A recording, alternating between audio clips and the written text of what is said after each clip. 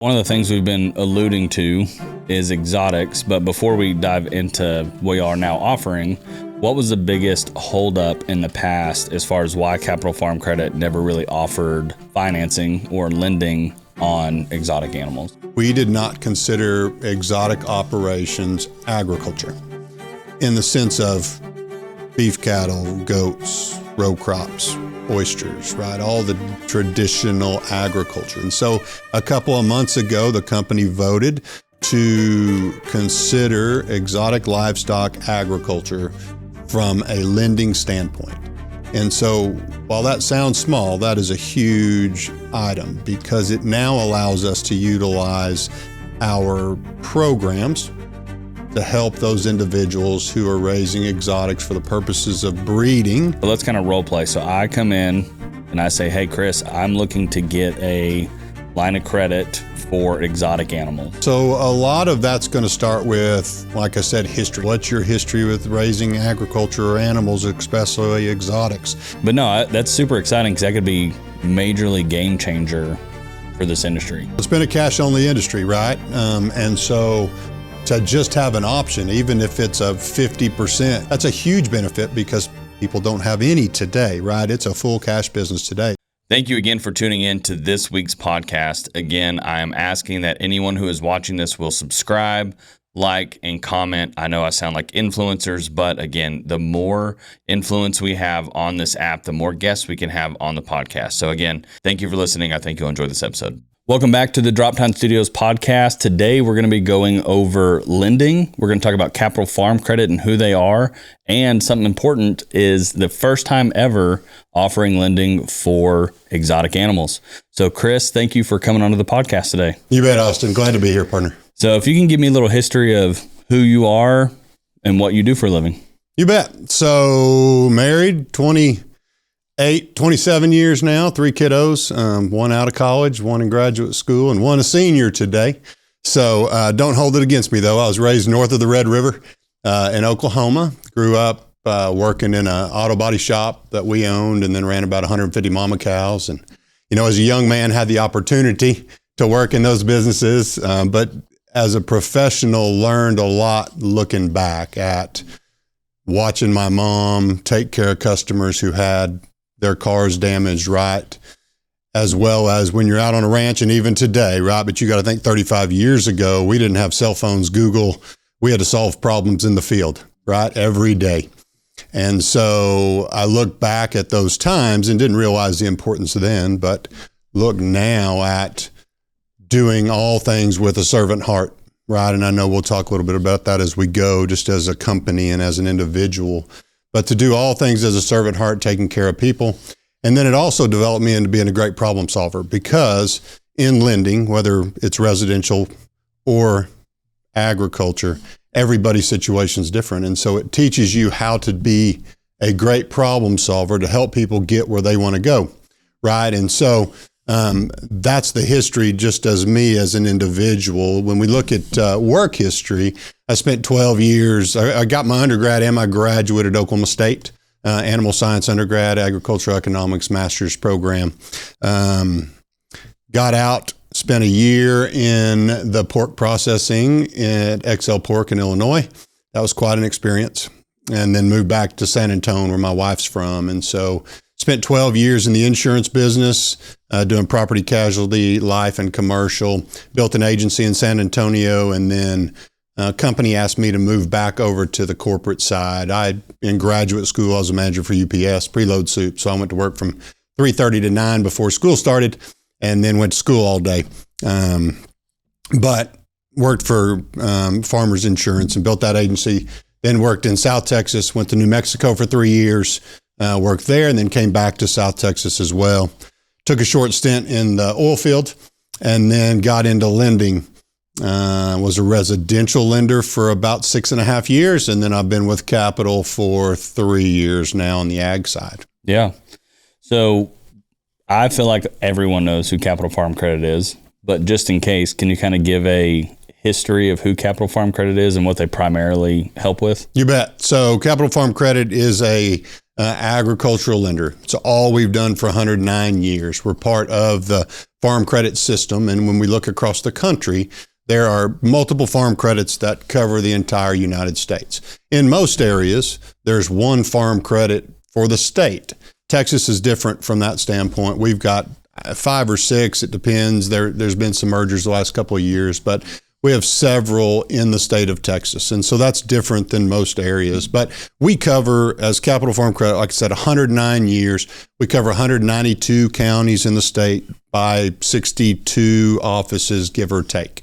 And so what that means is if someone lives in or buys in one of those 192 counties, then we can help them. If they don't, if it's in one of those other areas, then one of our, partner, one of the other farm credits would help them with that. But we are an ag lender. It's all we've done for 109 years. That's our charter. We don't lend on cars and boats, and we're not looking for deposits like a commercial bank. We lend only in agriculture. That's our specialty and our charter. And so we are a cooperative, which is different, right? All ag companies started as cooperative in their days, right? It was a group of farmers or ranchers that came together for the benefits of each other to help grow their businesses. And so Capital's maintained that structure over 109 years. And so when somebody buys a piece of property or does an operating loan with us, they purchase $1,000 worth of stock. So you can't buy more, can't buy less, but you buy that $1,000 worth of stock. And what that allows us to do as a company is share our net profits back with our members, because everybody who purchases becomes a member of Capital as a cooperative member. And so in March, and while it's not a guarantee, we haven't missed one in 19 years, we have a cash dividend or a patronage program where we give a portion of the interest you pay on your loan the prior year back to you in the form of a check to use however it is you see that you want to do that. Lots of people use it for their operations. Some people send it back and apply it to their principal, but it's a return of part of your interest paid on your specific loan for the prior year. And also that net profit of Capital as a whole. And so it equates, when we talk about rates, when we're on the phone and we talk about rates, part of what we talk about are two different things. We talk about a stated rate and we talk about an effective rate. So stated rate's what most people would associate with the rate that I'm going to make a payment based on. And so, you talk about stated and then we say effective. So the effective rate is what your interest rate is after that return of your interest, because we gave some of that back to you. It's about 3/4 to a point reduction in interest rate after that return of interest. So that's a lot about Capital, but a little bit about our history. Yeah. So for the people that don't know, which I don't know why they would, I don't give my personal information away, but we just bought land for the company, for the family. And so let's talk about how that applies, right? Because also I don't know. This is my first time going through. So we just bought land. You're my lender. So we closed in July and you said in March. So I just have roughly that 7-month period, and the whatever we've paid to as part of the cooperative, we get back. So since that's a short period, how does that work? Or is it just math? That's correct. So since the portion that you've paid was not a full year, you paid a partial year, your first one that you receive in March will be a little smaller than it would be in a normal year. Where you've had that loan for a full 12 months. But from an interest rate reduction standpoint, the math's still the same. It's just the amount of money that you get back is smaller because you paid less in than if you had paid all year. Absolutely.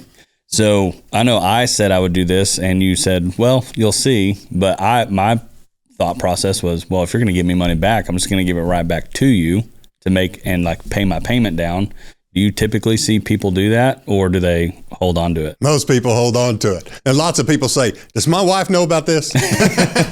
So many times we don't see them come back. But I do have some bigger customers, $5, $6, $7 million loans, and lots of times they send them back to us to apply.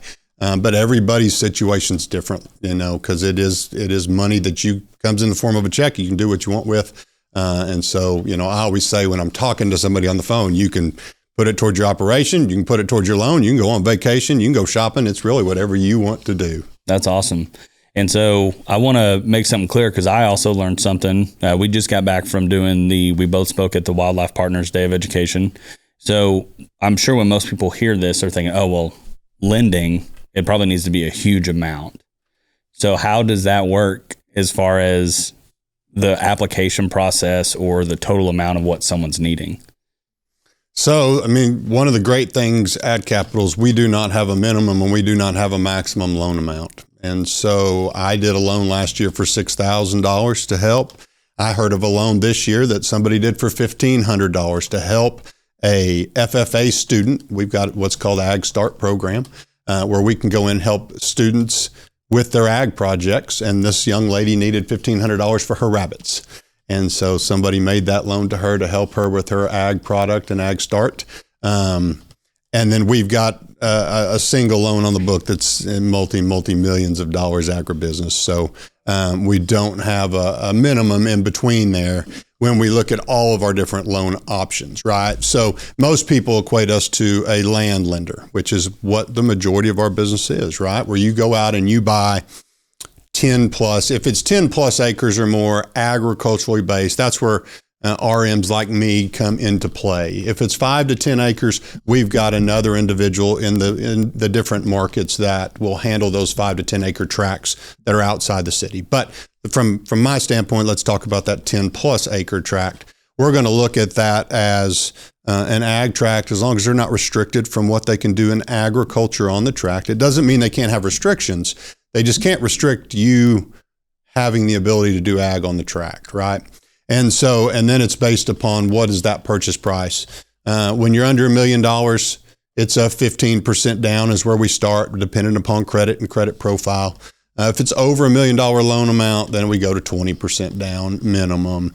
Everything's cash flow based though. So as long as everything credit's good, cash flow's good, then those are where we start as far as down payments go. You can always do more, but that's very dependent upon as an individual. So I've got a gentleman that I'm working with right now. We were having this conversation. He's like, I don't know if I want to put 20 or 25% down, and it's a sizable loan. And he said, I just don't know about doing that. I said, well, your money's making money in the market right now, right?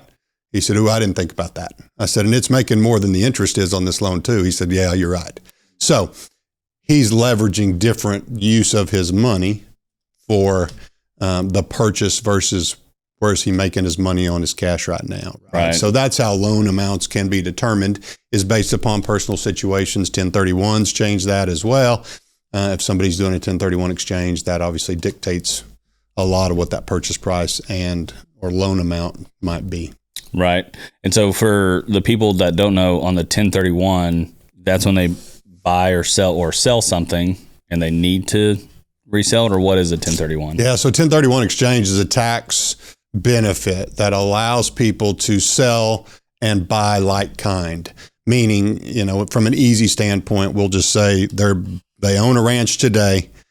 They sell that ranch and they're buying a new ranch of equal or higher value, and they're rolling the money from or proceeds from the sale of one into the next. The advantage for that is it pushes taxable capital gains down the road. Right? I'm not a CPA, don't play one on TV, but it allows you to push those cap gains down the road. And so lots of times you see people who start with a 10 or 15 acre tract, then they roll that into a 30 acre tract, then they roll that into a 100 acre tract, to where that's where they finally want to be. And they've rolled each of those sales into the next one. So it allows that to not have to pay that big tax each time you sell. Right. So with that being the case as well, of you even explaining it to me, is why does it matter who you lend with versus just going to the bank or Capital Farm Credit? Well, like I started with earlier, we've done this 109 years. It's all we do.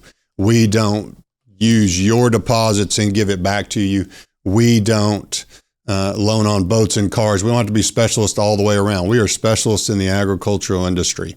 And each of our lenders are specialists in some way in different industries, right? And I've spent a lot of time in the last 2.5 years focusing on the exotic industry, right? And I know we'll talk about that, but we've got people that do millions and millions of dollars of beef cattle, right? Because that's a different industry, but they know that industry ins and outs. They watch the market every day. And so we are professionals and specialists in this market because that's what we do. Most of us were raised that way, and we continue to love that as we work through it as well. One of the things that I've never known or had the opportunity to know yet, but at what point is it better to lend money even if you have the cash to cover it, right? Like for me personally, I didn't have the money to buy the entire property, so I needed a lender. But let's say, we won't say any names, high net worth individuals, at what point does that become a money move to either just pay cash or to get a lending? Yeah, so leverage is always a discussion, right? How much do I leverage and why? Because everybody has their personal beliefs in leverage or borrowing money. But a lot of that also depends upon their financial advisors, their planners, who they work with, right? As you find high net worth individuals, they have a team that takes care of them.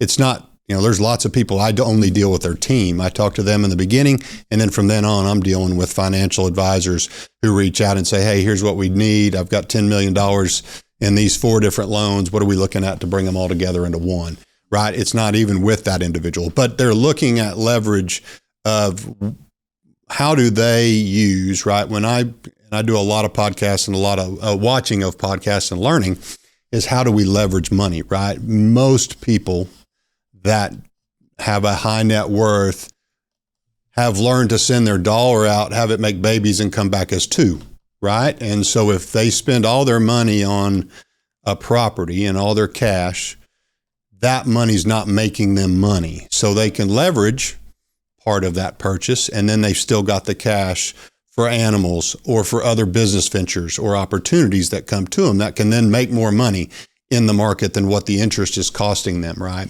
In addition, interest is deductible. If you set your ranch up as a business, once again, not a CPA, don't play one on TV, but if you set it up as a business and you're raising animals from a breeding operation standpoint, those are deductible, taxable, or deductible items on your taxes, right? So is the interest that you pay to your loan.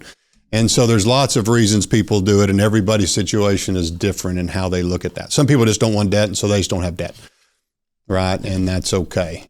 Right. But it really has to do with those business, because lots of people we deal with as well on our bigger items are self-employed business owners. So they need liquid cash for business as well. So what's one of the biggest mistakes you see people make, whether farmers, ranchers, anyone that, not you personally, but anyone who takes loans or line of credits or whatever, what's one of the biggest mistakes you see people make with those? Well, I'll tell you one of the biggest things I see, and it's not necessarily from the loan standpoint, but it's from the transaction standpoint, and that is not using a farm and ranch realtor when you're buying your farm or ranch. Residential residential realtors are involved in some of the smaller ranch deals for sure. But when you buy land, there are many, many different areas that can cause problems, right? Easements.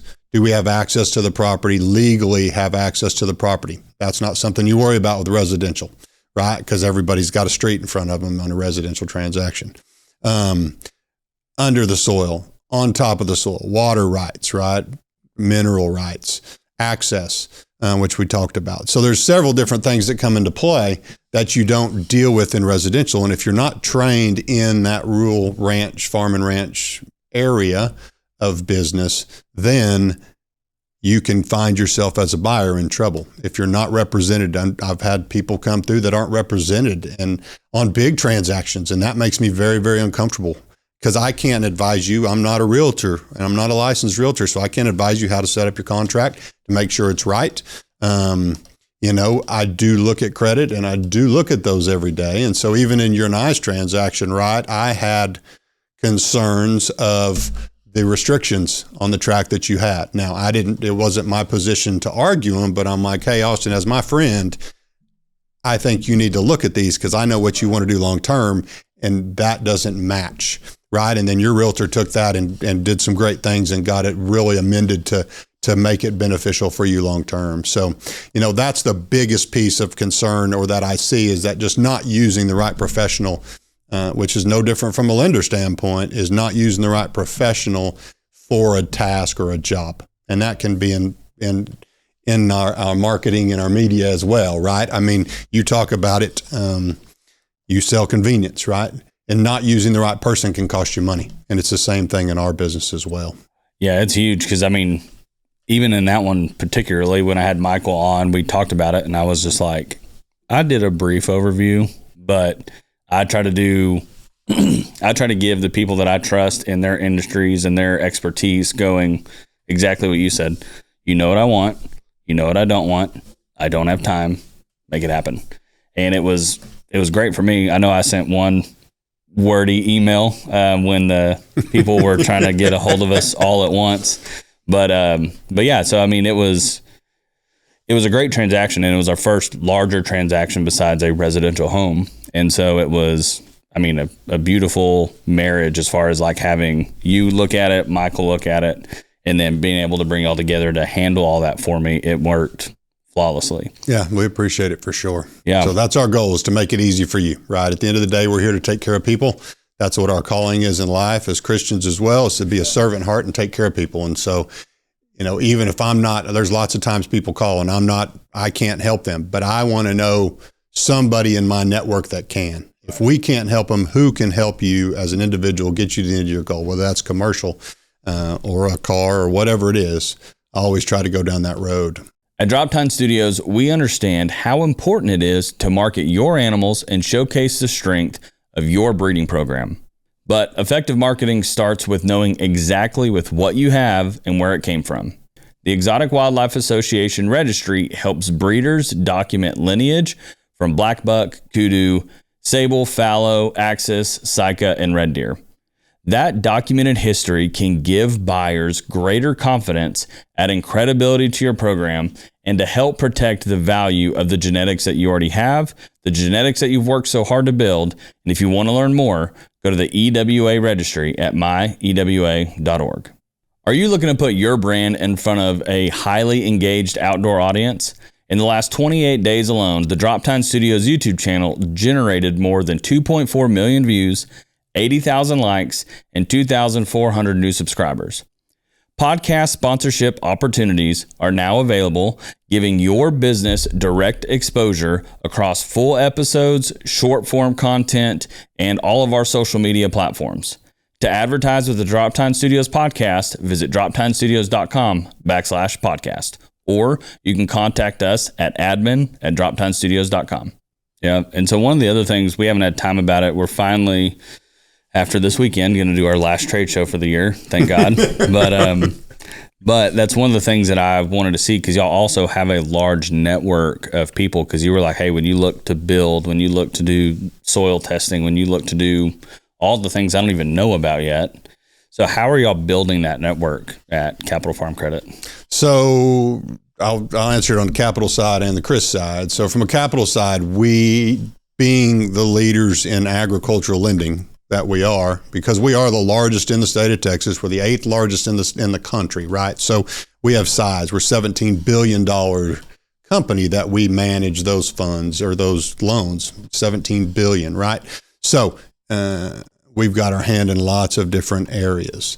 And so part of what we do is build alliances with companies. So what that means for you, you know, we talked about land loans where most people know us, right? We've got operating loans where people who are running operations, who need funds to buy feed, fertilizer, seed, equipment, where they can go out. Livestock, domestic livestock has been what we've done for a long time, and we've now got some opportunities in the exotic of livestock as well. But we've got those funds available. We also have an insurance division. So that focuses on LRP, livestock risk protection. So that's your hedging of your pricing.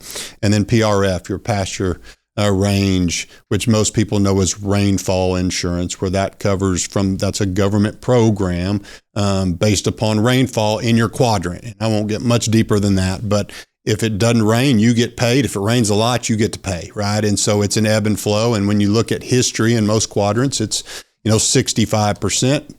You come out on the win versus when you don't. We all want rain, and I'm sure we would all rather have consistent rain and pay than be dry like we've been the last several years up until, this year really, right? Where we made that back up. So we've got alliances there. Actually, those aren't alliances. That is a capital product.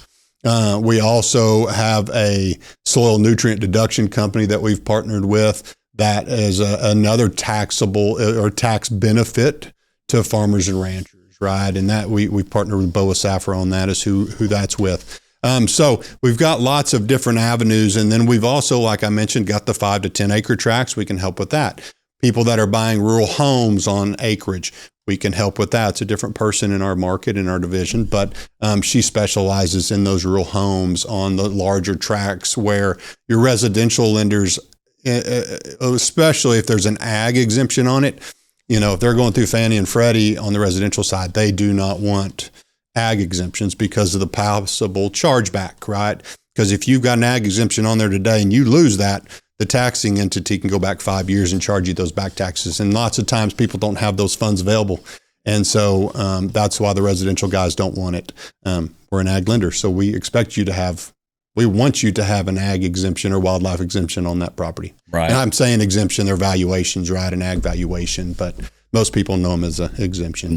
Yeah. And then one thing I learned this weekend too is not only could they go back the 5 years on your taxes, it could take you another 5 years to get it. That's correct. It takes 5 years of history to prove your ag on that property before they'll give it back to you in lots of cases. Now, those are worst case extremes, right? Lots of times people make mistakes, have communication with your county. When you buy a property, one of the things that you should do, and your realtor should help you with this, is call the county, find out what their rules are, what their timeline's on for filing your own ag exemption, ag valuation request on that property, so that when the time comes, you don't miss it because let's just say a $500,000 property that's got an ag exemption on it, or an ag valuation on it, may have $100 worth of taxes. All of a sudden you lose that. It may have $5,000 worth of taxes, right? It changes your business tremendously in what that tax valuation looks like. Yeah. When we signed, I remember the lady kind of like held the paper over and she was like, yeah, this is how much you're going to have to pay in taxes a year on the property. And I'm like, that's less than my house. And that's on 15 acres. And so like, that was really refreshing. Mm-hmm. She thought it was a lot at the time. And I was like, man, that looks phenomenal. Can we go put a zebra or something in my backyard and make it ag exempt? You bet. Better check with the county. Absolutely. And so with that, y'all have a tremendous amount, like you said, $17 billion that y'all are managing. What is one of the things that capital is actively doing to put back into those industries? So one of the areas that we focus on, part of our charter, is what's called YBS, Young, Beginning, and Small Farmers, right? And so this is part of our charter as an agricultural company. And so we have programs dedicated to those different areas. So I mentioned the Ag Start program earlier, where we help high school students with FFA and 4-H with their ag products, right, or projects. They want to buy a steer. They want to buy a group of commercial heifers. We can help fund that. Obviously, mom and dad have to be on there to help them, but it's a learning tool for those students with a business plan, how to manage that, and then the payback of that loan. We've got programs for minorities, what we call Ag Vista. So those are minority-based programs that for people who are getting into agriculture on a part-time or full-time basis that really want to go full-time long-term, where we can help them at a reduced interest rate, reduced fees, and even a little reduced from a underwriting standpoint. Got a next-gen program, and so lots of people I deal with are in this market where mom and dad own a ranch, and kids have grown up on that ranch, or they're working on somebody else's ranch for them full time, and now they're wanting to build their own operations, whether that's beef cattle or goats or sheep or exotics, right? And so we have programs to help them also with that next gen product. And so it goes to our charter to help. And some of those can be tied to a down payment program as well, where it's a delayed 5-year on part of that down payment. So it allows them to get in with a lower capital investment, but pay it over time on an interest-only basis. And so that the difficulty with that, Austin, as you know, is that Texas is a growing economy. We have 1,200 people on average a day moving to the state of Texas, and we lose 1,000 acres a day of agricultural land in the state of Texas. 1,000 a day, right? So it becomes harder and harder to continue to do what we do, especially when you look in the Golden Triangle, right? The DFW to San Antonio to Houston, 83% of the population lives in that triangle, east of I-35, right?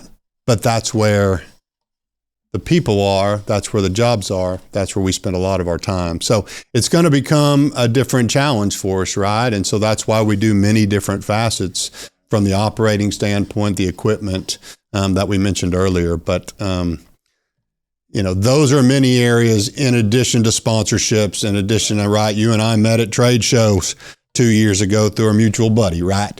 And so that network, banquets, FFA, all the local FFA chapters, we typically have a hand in giving them some monies as well to help with their chapters 4-H. And then we also have a big presence at all the junior livestock auctions. So I buy for Kendall County, I buy at San Antonio with 2 other folks, and we manage those. But we have people at Austin, Houston, and then all the county shows across the state. We are giving back to those kids that are making those premium sales, who are either customers of ours or they are referral partners of ours, right? And so we focus really hard to give back to those that support us as an industry as well. So, yeah, I think that's really cool, especially the kid aspect. Like I would have loved as a kid, looking back now as a business owner, being like, man, I wish like I might make my kids do it just to make the business plan, just to get a $1,500 line of credit to be like, okay, look, this is how this works. This is how interest works. You have to make payments. And we've always joked and said, we're going to give our kids an allowance, but then take taxes out of it. That way, when they get to I remember my first paycheck, I was sitting outside a bank ready to go cash it. And I remember looking down and I was like, wow, $800. Like, this is amazing. And then they hand me back because I cashed it out and it was like, what? Wait, hold on. What's this like $1,300 one? They're like, well, that's what you were paid. And then there was tax. And I was like, this is bull malarkey. Mm-hmm. So anyway, I think that's great because if kids can learn, and I didn't grow up in like a FFA background or 4-H or whatever all the abbreviations are, is I just ran around with exotics. But I was never brought up on the raising side, like actually raising, because typically most exotics you can't just go touch and pet and groom and do all the things. And so I was fill the feeders, fill the waters, do the things, keep them alive. But I had no idea on the business side. Yeah. So I think it's a really cool aspect, and I would love for my kids to do that just for whatever business venture they want to do or work somewhere. But like at least they know how this works, because I feel like I was not equipped to learn that. So that's a really cool aspect of that. Yeah, for sure. And unfortunately, kids today don't know what you and I grew up with about how to fill out a check, right? I mean, kids don't know what a check is hardly anymore, right?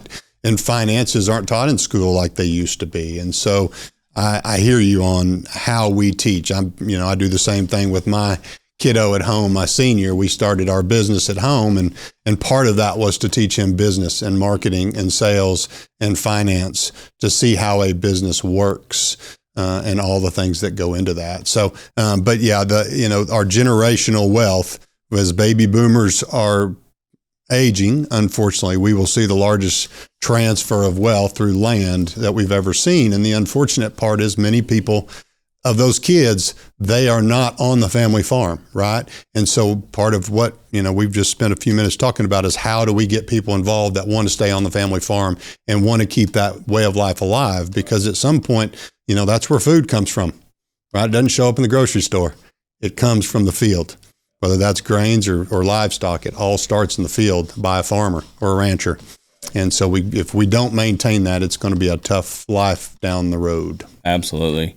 Well, one of the things we've been alluding to is exotics, but before we dive into what you are now offering, what was the biggest holdup in the past as far as why Capital Farm Credit never really offered financing or lending on exotic animals? Yeah, you bet. So, for people in the industry, they'll find this, difficult to understand. But from a company standpoint, we did not consider exotic operations agriculture in the sense of beef cattle, goats, row crops, oysters, right? All the traditional agriculture. We didn't consider it agriculture. And so because of our charter, if it's not an ag, we don't consider it agriculture, then it limits what we can do. It's only a very small piece of what we can do. And so you and I met at EWA 2.5 years ago when we started attending there and been working towards opening that market with a group of folks in the hill country, like me and my boss, trying to figure out how do we make this work. And so a couple of months ago, the company voted to consider exotic livestock agriculture from a lending standpoint. And so while that sounds small, that is a huge item because it now allows us to utilize our programs to help those individuals who are raising exotics for the purposes of breeding. We're not going to finance into the hunting space, right? We support our hunters in our recreational ag purchases, right? But we're not going to finance those animals that are being used for the purpose of hunting. But from a breeding standpoint, those have now become an ag operation. And if you look, and the number I heard Friday at the event we were at was $10 billion industry in the state of Texas, right? That's a huge, that's not small. Annually, $10 billion. That's correct. And growing, right? And so what we saw that shift over the last several years, a lot of people were whitetail breeders, right? And then CWD came through, and now you're down in the 300 to 400 whitetail breeders in the state. A lot of those individuals have shifted to the exotics because today they're not regulated, right? Yep. So let's talk about the difference between when you say for hunting or harvesting purposes versus breeding. Because I think the closest thing that we compared it to while waiting in line was like a feedstock operation. Is that right? Or is it? Yeah. So the way I look at it is essentially you've got a purebred, let's just call it purebred beef operation, right? Where you're raising seed stock and you're raising seed stock bulls and cows, and then you're raising stockers for the feedlot, right? And so I equate exotics the same way from what we can lend on, which is I'm buying males and females for the purpose of producing offspring, whether those are registered or unregistered offspring. You're seeing a lot of registries come up in the exotic world in the last 5, 6, 7 years, right? And so we're starting to see that. That's one segment. The other segment from our standpoint is the stalker program, right? So you're raising males to be used from a hunting standpoint that will eventually end up on somebody's plate, right? At the end of the day, that's what cattle do. They're either raised for reproduction or they're raised for consumption. And the exotics, it's part of what shifted in our side is that we can see those are the same areas, even though they're not being processed the same way. There are farm-to-table exotic programs, right? I was talking to my boss the other day, and he was at a restaurant in College Station, and it had exotics on the menu, zebra and kangaroo and a few different items. And so he's like, that's a whole different ball game when you start seeing it in College Station on the menu. Yeah, because that one you have to be USDA certified to be able to serve it at restaurants. I would assume that's correct. It's got to go through a facility that's certified, right? So that was one thing that I've always kind of alluded to and like even worked with some of my clients as far as marketing purposes is going, like there's this alternative livestock option out there. And I think this is a perfect marriage of that is just going, because, you talk to some cattle guys and they're like, there is no way this is the same thing. But a lot of exotic guys have cattle. And so it seems like there's, those little pie charts, how they overlap each other. It just seems like the exotic cattle guys are like, no, this is exactly the same. They just look different. But a lot of cattle guys are still like, no, this isn't a cow. I'm not going to do that. But being able to like see that comparison, and hopefully that's what obviously we want to help promote the lending side of it, but if people can start to see that, that opens up a whole world of it. So like Ronnie and I, we just went out.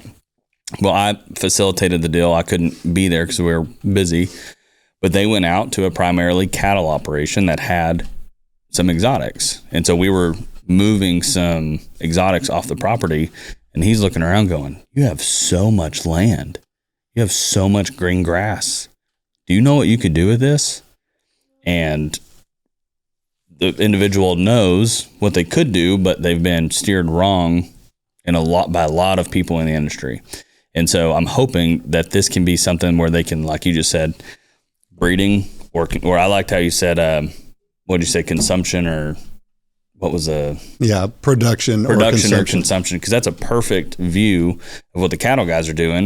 And it's the same thing as far as breeding to, stock other breeding facilities, or then you take those stockers who might quite fit the breeding program and they go out for another reason. It's pretty much the same thing. It's just different industries, but hopefully they're going to be all tied into one now. Because that's a lot of money opportunities for both of them to be switching hands. Because I even told Sue Ann, she's got some exotics and other things, and I was like, why do you not go to each one of these hunting ranches that feeds their hunters and offer them 2 or 3 cows? If they buy bulk, they can have their own. They don't need to go to the grocery store anymore. She's like, that's a good idea. I'm like, yeah, you get one guy to buy them, they harvest it, it's going to be cheaper long term. I was like, that's a whole business model in itself. And she's like, yeah, that's a good idea. For sure. For sure. So, yeah, and, we talked about the difference in the past. I want to touch on a few more of the exotic. What made it difficult, right, other than the ag side, is that I can go any day of the week, and I know what beef cattle are selling. I can go find a 5-weight heifer or a 5-weight steer. I know exactly what they're selling across the country. Any day of the week, I can find that information. That's not readily available in the exotic industry, and it hasn't been. Now, we've got some connections now that are willing to share some of that information, and so it's becoming more available. But that's part of the concern with that. Part of it is cattle have a fairly fixed price, unless they're very specialized. They're fairly fixed price, right? We know what those are going to run per pound, and if they run through the market, that's what they're going to sell for. Exotics, you may have a $300 baseline black buck, or you may have $100,000+ bongo, right? And so that's the other difficulty is that, and I want to be clear, if somebody came to me and said, hey, Chris, I want to go buy my first 2 bongo, can I have $200,000? The answer is going to be no, right? Because that's more risk than we want to take on.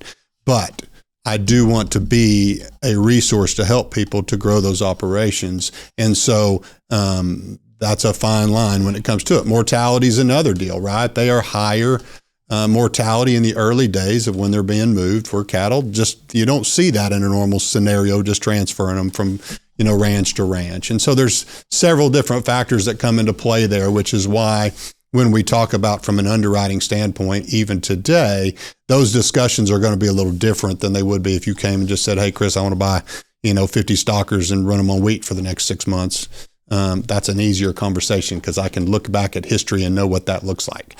So would it be beneficial? I was going to ask this when you spoke, but I didn't want to throw the room off. Not that it would be a tangent, but it wouldn't be a curveball. But like I've thought about that as well, is having where, say we like Droptine built a website that collected that data from every sale.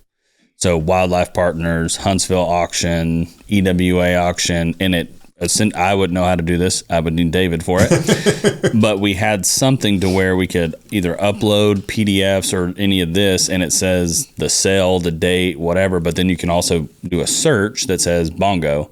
And over the past year, you could see whatever it would be.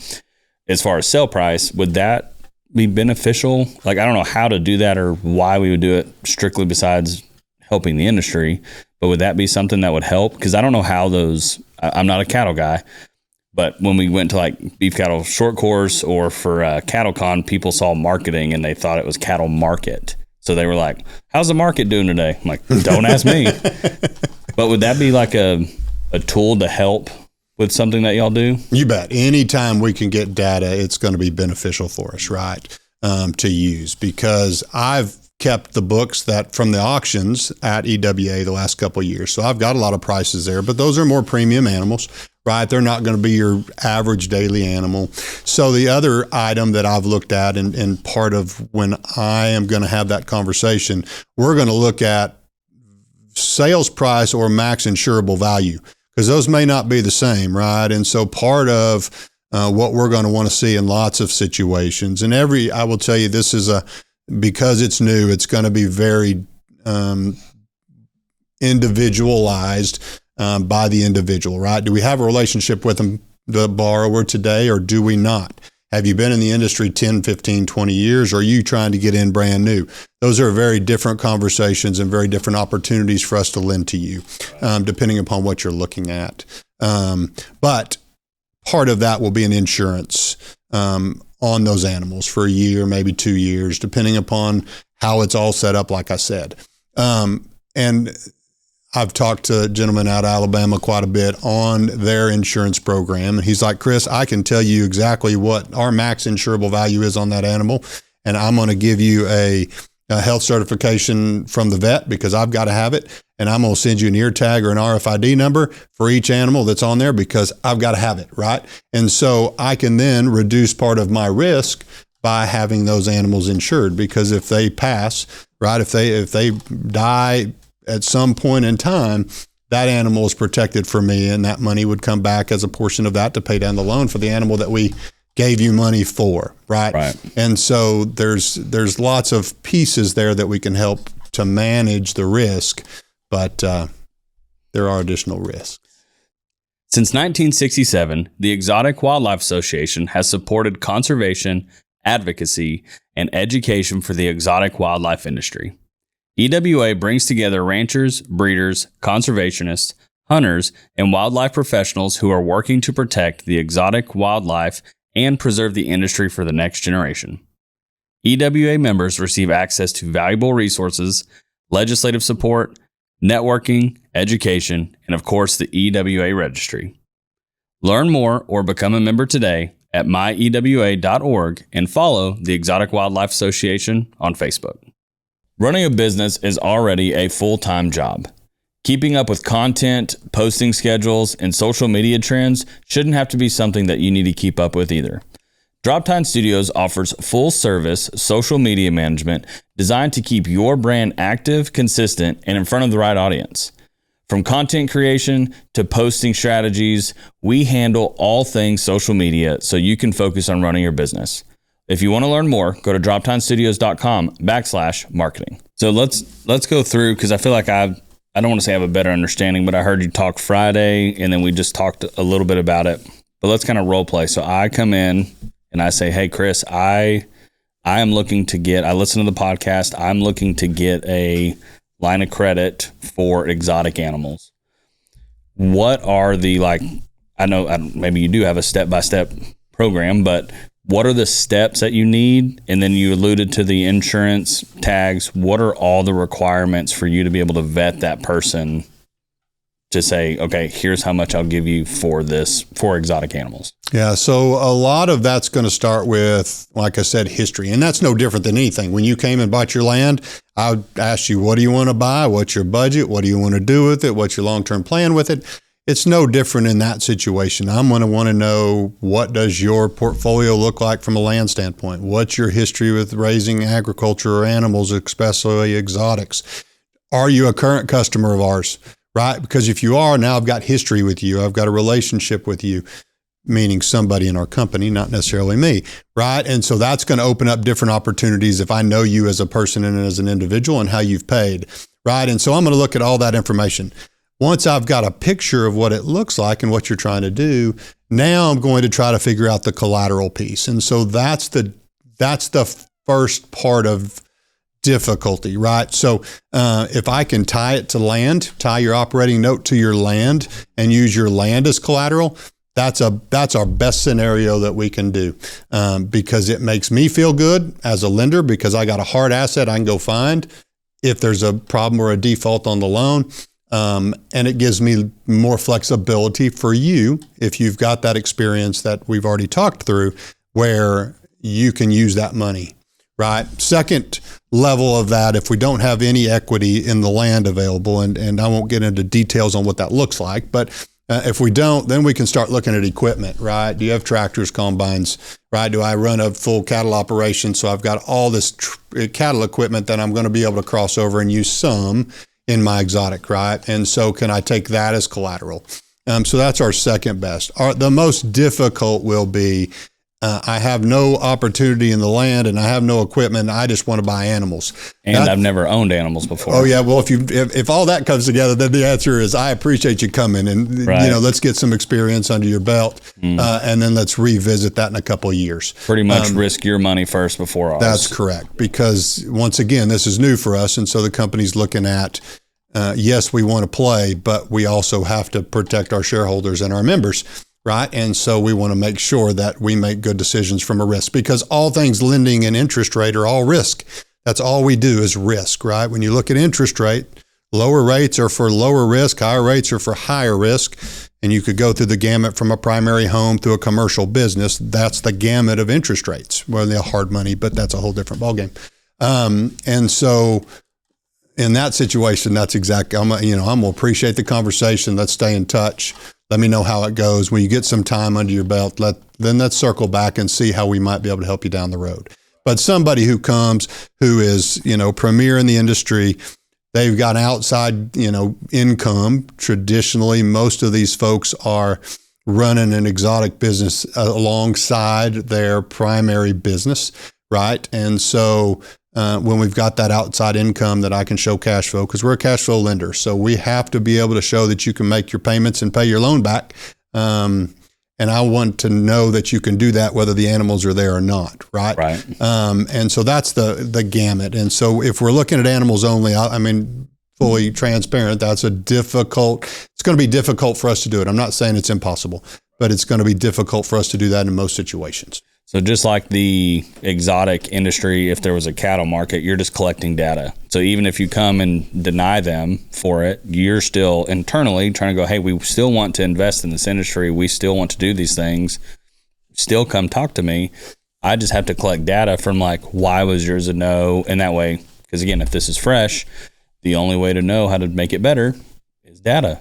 Correct. So, but no, that's super exciting because that could be majorly game changer for this industry. Well, it's been a cash only industry, right? And so to just have an option, even if it's a 50%, I need 100,000, I want to buy $100,000 of animals. All right, we'll give you 50,000 to help offset half of that, right? That's a huge benefit because people don't have any today, right? It's a full cash business today. So, there's lots of, once again, I said it earlier, there's every situation, every conversation is going to be dependent upon you, the producer, and how that looks long-term. The underwriting is the same, right?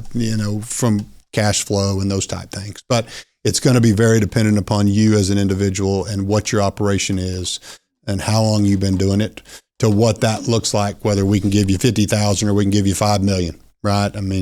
Those are very different conversations. Absolutely. And then, so we've had, I don't know if it's official with them, maybe we need to cut this, but so is it hard set that you are using Keith for his insurance or just any insurance company? So we don't mandate who you do your insurance business with, right? There's a couple of major players, Keith is one in the industry, that are specialized in the exotic industry. And so we're not mandating, I can't mandate you to do business with one person or another. As long as it's, covers what we need it to cover, then that's what's important for me. Keith is the one that he and I have talked a year ago, August, actually, at EWA, about how do we move this down the road to make lending more comfortable in this market. And so he walked me through their program, how they work, what their insurable values are, their timelines, whether they can do a year they're going to renew into a second year, right? If it's a bigger deal and I want to make sure we're protected for a multi-year, then at that 1 year mark to renew, he's going to get a new vet check. He's going to get new tags. He's going to have all that information that's coming to me. And now I am protected in a better position than I would be, right? And so I know his program because he and I have been talking about this for over a year and how we figure out we work together. But it's not a requirement to work with Keith. Gotcha. Yeah, because that's a really huge benefit, right? So say it is $100,000 of animals. So you said they need to be insured to lend with Capital Farm Credit. Insured, they need ear tags or RFIDs, a vet check, or is that just what Keith gives you? Keith's going to require a vet check on it before. Now, whether that's individual or herd based, right? That's his rules, but he's going to give me that because he has to have it for insurance. Okay, but that's not a requirement for Capital Farm. So you're getting details here that once again will be dependent upon the producer. Okay.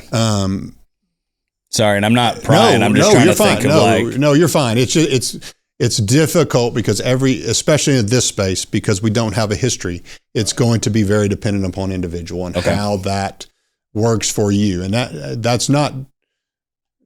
that's just risk, right? How do I justify the risk for you as a producer, right? You growing up, third generation, exotic rancher, growing up in the business, you have a different risk profile than somebody that I talked to yesterday that wants to get in it and doesn't have that background. It's just a fact. It's not discriminating. It's a fact of risk, and we are in the risk business. Absolutely. So, but yes, it will make me feel a whole lot better if we've got insurance at least for a year that has vet check and RFID, and then I know location, I know where the ranch is, I know where you're taking them, all that information. If it's if it's secured with a land loan though, not a land loan, but if it's secured, collateralized with land, now we can talk about, okay, maybe on that $100,000 deal, we just do 90 days insurance, make sure they get them to the ranch and they've lived through that hardest period of their life in transition. And then are they pen raised or you're turning them out on 1,000 acres, right? There's so many different facets that come into this industry that can affect the risk. Right.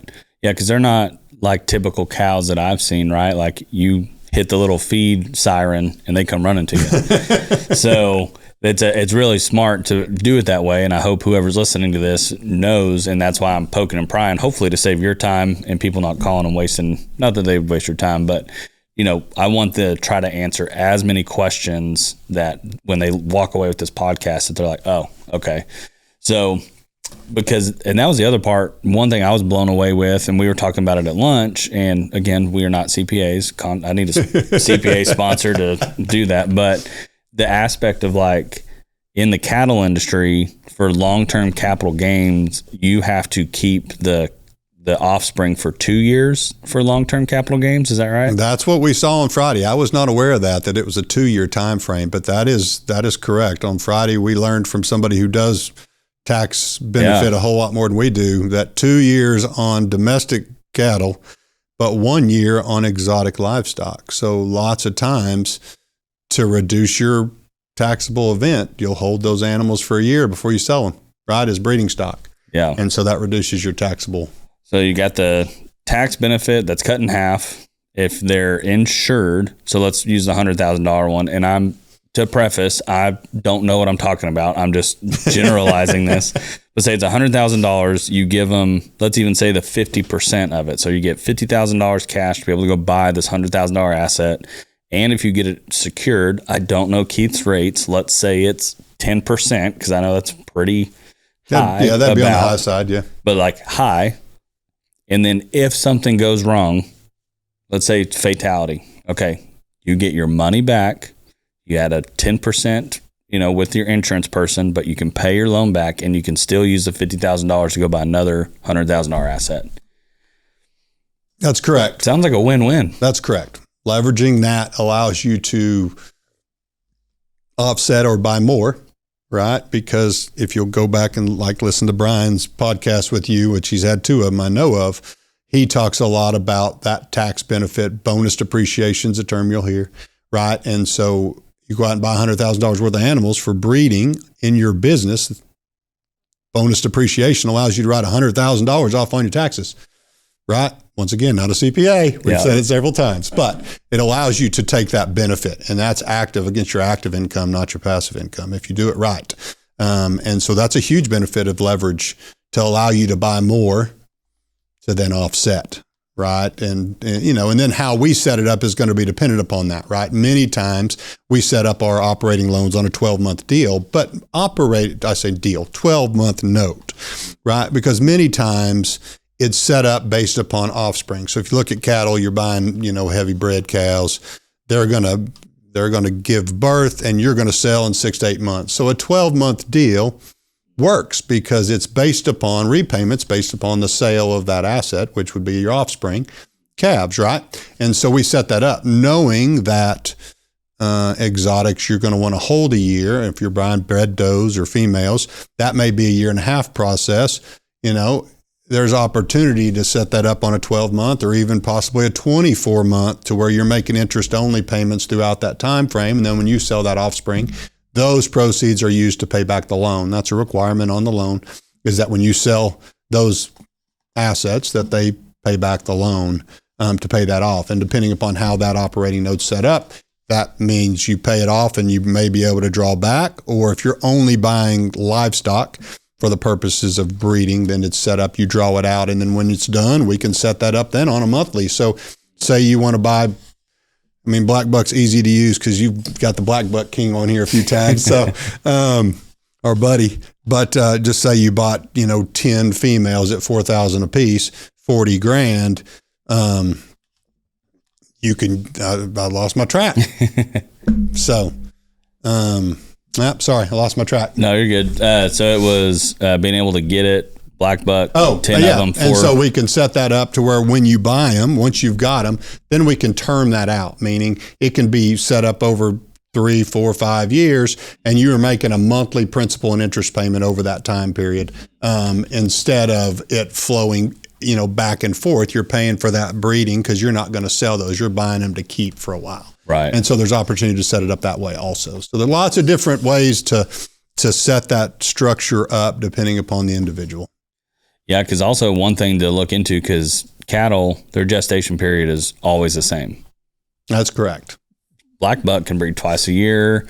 Giraffes have a much longer gestation period. Now, I doubt, maybe, I don't want to assume, but I was going to say, I doubt the first call you're going to get is someone going, hey, I'm going to go buy 10 giraffe females for $3.5 million. But maybe. There would be a couple of people in the industry I would talk to about that, but not very many. But so that's the thing to also look at maybe from y'all's side is like, what is the gestation period, right? So like, if you're buying, as you mentioned, bred cows, they have offspring, you hold, you sell, whatever the case may be, because you've got winter axis, summer axis. As soon as they hit the ground, like 2 days later, they can be pregnant again. So there's a lot of gestation periods that are different in the exotic industry that could also be dependent upon what they're wanting to buy that could go into that. I know it's not required and that's not 100% why y'all made that 12-month period, but that's something to consider too. And if you look at some of the websites I can send you just as a resource, it's not every single species, but some of the websites we've made have the animal's gestation period. And because even some animals can't get pregnant until they're 4 years old. You bet. So, I think this is going to be pretty game changing. I think so. It's an area of the market that has not been, and I will tell you that if you're watching this and you have a relationship with Capital today, reach out to who has taken care of you in the past in that office and talk to them about it. If they don't know what we've discussed today, you tell them that I am happy to get on the phone and help them with the finite pieces of our program, because me and, like I said, a few other folks have really been on the front end trying to figure out how to make this work, and have had some conversations on real life scenarios of how do we structure those, how do we make them work. I'm happy to, help that relationship manager in that office, because I don't want to take from my own by any means. Not my job, right? But I am here to help, and especially if those folks are looking at the exotics. But if you don't have a relationship with Capital, then I would love to have that conversation with you for sure. Call Chris Kerr. Then call Chris Kerr. So, but yeah, no, it's exciting. I think it's an area that in Texas it's just continued to grow right now. If regulation comes into play, which that's a big discussion right now, what does that look like, right? But right now, it's an area of growth that I think is geared up with the people that we want to work with, which are those people that want to grow an ag operation, that have the funds to finance those ag operations and continue that way of life, right? And so it matches what we're doing tremendously, as long as we understand the risks that we've talked through of cost and mortality and, all those different pieces, how to find them, then that's the key. Yeah, I'd be curious too, because there are some of the aspects of going back to pricing. Sorry, my mind just scatterbrained when you went back. So like, let's say fallow does, right? If you go buy a fallow doe off the farm, caught in the pasture, $600. You go to NT, I'm sure there's some does he would not get rid of for $500,000. So when you have that big of a price structure, and you can go back and look at some of the EWA catalogs, but they're also not putting in all their best ones. So is that part of the process too, that you could either go see bill of sales or request that from the seller that's selling it to your client, who would be the buyer, and say, hey, do you have proof of billable sales? Is that documentation adequate? I would, especially when we get into that, because now you're talking registered animals that are going to have a different price point, right? But I'm going to piggyback that with the insurance company of, okay, you paid $500,000, but you're only going to insure it for 60. I'm not going to give you more than 60 or less. Even though you've got a tremendous amount of risk, I'm not going to take the same risk in that animal that you're taking buying it at that price, right? And I know we're just making up numbers, but I'm not going to do that, because that's a bigger risk than we are willing to take as a company. Because once again, we take risk. That's what we do every day, but we take a calculated risk for the protection of all our members, right? And so we cannot go out and risk our monies as a company, because that's a bigger impact across the state versus just that one individual. Absolutely. But yeah, I'm going to want to see those bill of sales. Then I'm going to want to see the insurance side. And then we're going to make a decision on what we feel comfortable with. I may have you carry a whole lot more of that risk than if you're going to buy a bunch of baseline, animals that Axis or black buck or whatever, in the commons, and that's part of, right? We haven't even talked about the difference between commons and supers, which is not there's a lot of discussion there, but those are different discussions as well. But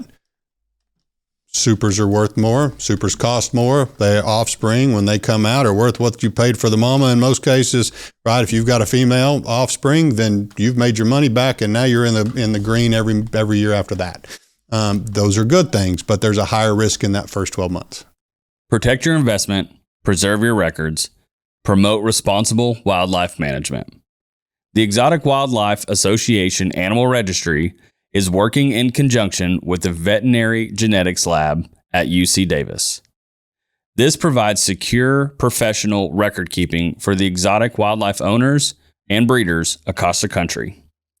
From documenting pedigrees to ownership, to promoting herd management and conservation goals, the EWA Registry is a trusted resource for our industry.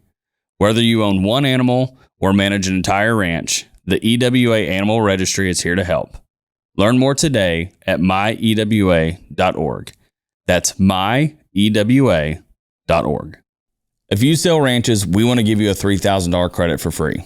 If you click the link below, we're going to ask you some questions, and we just ask that you answer honestly. So please fill it out. Let us know what sucks. Let us know what's working. But you're going to help us create services specifically for your industry. So if you're an agent, a broker, send this to all your team members, send it to everyone you know. But everyone who fills out this form will be entered in for a free $3,000 credit to promote your next ranch real estate listing. Absolutely. Well, is there anything you feel like we haven't covered on capital farm, exotics, finance? No, I think we've covered a pretty good gamut of capital and lending. Absolutely. For sure. Well, hopefully we can do another one in a year from now to see kind of a follow-up to say, how was the first year gone and what success stories you have from all of this. So I'm excited for sure. I'm really excited because I think if people, as you mentioned before, that's the biggest thing people don't understand about the exotic industry is it is all cash basis. So if you are able to go out and have a little bit, and we even talked about that with the EWA, is beforehand, it was always before you left. So if you bought $200,000 of animals in the sale, it is like pretty much pay now or 50% down or whatever. Or I think it was pay now and then you collect your little bit later. And we were talking in one of the committees of like, if you could do 50% down, you just doubled your purchase power. And I think, I don't quote me, I don't work at EWA, I don't do this. They're just a sponsor, good friends of mine. But that was what we were trying to explain to them, is that we know it's been done this certain way for so long, but like, if people can double the amount of money that they only have to put down today, they'll buy twice as much. They may pay 25% higher for that animal just because they're not having to put all the cash down, Saturday night when they're walking out after a couple drinks. So I think if people can make business plans with a proper lender, and again, like we talked about, go with someone who knows the industry. So that would be something huge that I think it has had tremendous growth, but I think it could have a huge amount of growth if this becomes how big you and I both expect this to be. For sure. And you mentioned earlier, I am all for a conversation. Learned a long time ago to always have a conversation. And so, it's part of why, I didn't talk about it in the beginning, but why I'm at Capital is that when I was in the residential world, I informally coached some younger folks, right? And they would call and say, hey, such and such bank's calling me. What should I do? And I'd always say, have a conversation. Have a conversation. At the end of the day, you may make a friend. It may be an opportunity that you didn't know about, but go have a conversation. And so, interestingly enough, after several years in that industry, a buddy of mine at Capital who I'd referred to for several years came to me. He's like, hey, Chris, I'm going to do something different. He's ranch realtor now. You need to look at this opportunity. And I'm like, no, I'm not looking at that opportunity, right? I didn't even take my own advice. And then, as God would do, 6 months later, I'm standing in a networking event with David and the gentleman that ended up taking that spot in New Braunfels. And I said, man, I probably should have had a conversation about that. He said, oh, funny you say that. There's a position open in Fredericksburg. And I'm like, okay, God, I hear you, right? 2 times in 6 months, I need to have a conversation. And so I am always open to having conversations with people about their operations, what they want to do, what they're thinking, how do we make it work? Can we make it work? At the end of the day, we're here to be a resource, and I'm grateful for every opportunity, whether that's 1 or 100, to be able to help somebody. Because at the end of the day, you and I talked about when we were Friday about the coffee bean. You remember the coffee bean? Yeah, I was going to ask you what the coffee bean was. Yeah, so I've actually got a coffee bean on my desk. I'm sorry, not on my desk, in my truck, in the corner that my daughter bought me when she was at Clemson. So I can look back over the last 10 years, and there's 3 speakers that I can look at a direct impact that changed me. 2 of those professionally and 1 of those personal. And so the coffee bean was one of those stories that really changed the way I look at life. And so Damon West, the uptown burglar, raised in Beaumont, quarterback of the football team, tells the story of the coffee bean. And so he, when he graduated from Beaumont, went to North Texas. Third play of the game against Texas A&M, his life was changed. He was injured and wasn't able to play football anymore. And so he got into stock trading and some other fast-paced businesses, found drugs, unfortunately, and that changed his trajectory to where he started burglarizing homes in the Uptown District in Dallas. Fast forward, he is sentenced to 65 years in federal penitentiary for those burglaries. And in Texas, 65 years is considered a life sentence, right? Because if you're 18 or older and you had 65 years, more than likely you're never getting out. But he's in the Dallas jail talking to people about, hey, he's a not middle-aged, but a middle-class white guy fixing to go to prison. And everybody's like, hey, you need to join a family. All these guys, you need to join a family. You need to join a family, which means join a gang, right?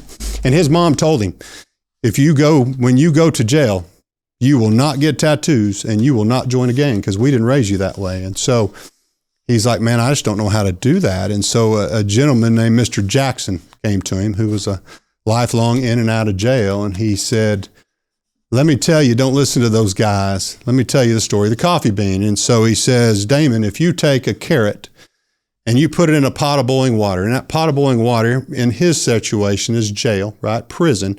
There's pressure and there's heat. If you drop that carrot in that pot of boiling water, what happens? He says it becomes soft, right?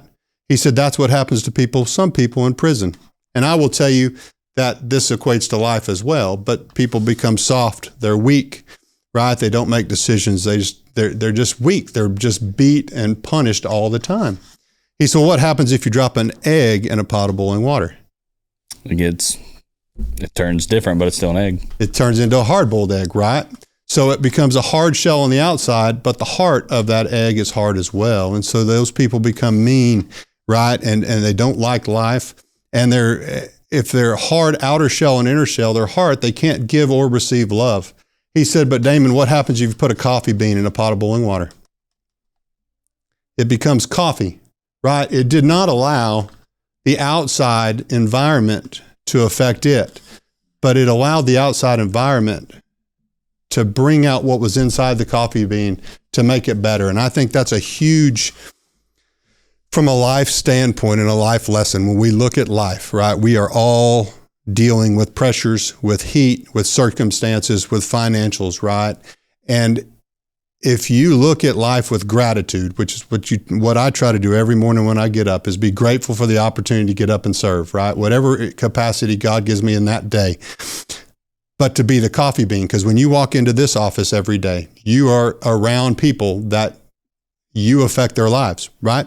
And how you interact with them in the morning, that's an option for you, right? It's an option for me when I walk into my office. It's an option for every one of us, because we don't know what other people are going through.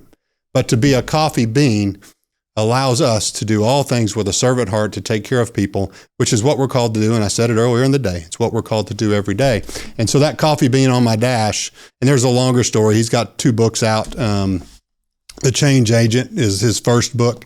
And then his second one was 6 Dimes and a Nickel, which is 65 years, right? And so he goes through a whole lot more of his history. But now Damon got out after 7 years. He's a speaker all across the country sharing the story of the coffee bean. And I've had the opportunity to see him twice and meet him both times, but really got to talk to him at the second time. And it just changed my thinking as a person, right? Because I may see you and you may cut me off on the road, right? And now I'm going to let that affect me. I can't control that. Control the controllables is a phrase I've loved. And I use it in my office all the time because people are like, ooh, rates are high. I don't know. I can't say that. I'm like, it's not in my control. Rates are what rates are.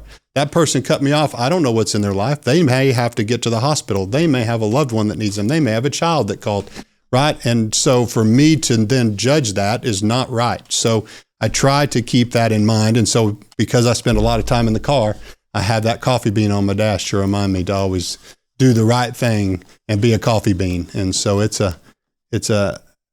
just something that changed me several years ago when I saw that. And I've tried to live that way from then on. Man, I'm not 100%, but I definitely try. Man, I love that story. Thank you for sharing that. You bet. I have to go take a picture of the coffee bean before you leave, and we'll post it on the story. It's in my truck right now. Well, I know you don't know the question, but we have, we're ending all of this. Also, as I go to pull the question, Keith O'Neill texted me. So, oh, really? Looky there. Ironic timing. So, if you don't know, or the guests that have never heard this before, we ask each guest to leave a question, not knowing who the next guest is. They don't know their industry. They don't know who you are. They don't know your life or what you've been through or anything. And our last guest asked you, what is the most exciting thing to happen to you this year? I will tell you, this year has been a very exciting year for us. Our oldest boy has graduated from law school, taken the bar, which means he's off the payroll in a month. Thank goodness. My daughter has graduated from Clemson with her undergraduate and come back to Texas as well. And my youngest boy has applied to go to A&M and, is finalizing that process to go. And, if you've known me very long and you ask about my kids, that's where I am the most proud because, they're like, man, I'm like, yeah, they're tall like me, smart like their mama. Thank God, right? Thank goodness they're smart like their mama. But, our job as parents, in my opinion, when people ask, right, is to raise them to be functional members of society and give more than they take. And so far, we've done a good job with that. And so it's a battle every day, but I'm proud of what they are becoming as young men and women in their lives. And so that's why I get up every day. That's why we do what we do, is to take care of the family. That's my why, if you want to know why. And so that's what I'm proud of for this year. That's awesome. Yeah.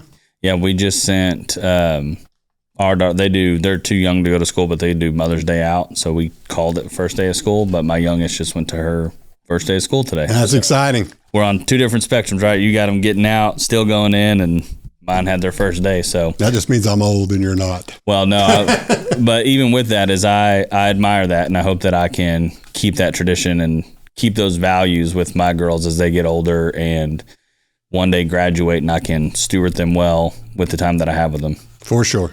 It's a work every day, but it's what we're called to do as dads, for sure. Absolutely. Well, now's the time for you. Do you have a question? Or let me rephrase that. I need you to give me a question for our next guest, not knowing who they are, what industry you're in, or what they do. You bet. So my question would be... Watch the next episode to find out his question. Perfect. I love it. Well, Chris, thank you so much for taking the time to come here and be on the podcast. I hope that everyone listening finds value in it. And we appreciate your time and your wisdom. Thanks, Austin. I appreciate the time to be here and always your friendship as well. So yes, sir. Enjoy our time. Absolutely.